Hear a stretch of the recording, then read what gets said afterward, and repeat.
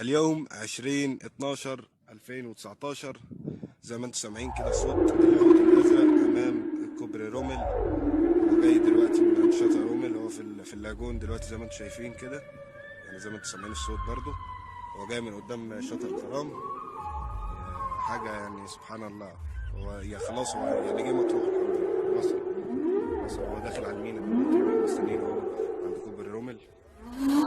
هو زي بتعوم برضو. المسافة 19/12. الصوت ينسمع واضح على الشط. سبحان الله، يا سبحان الله.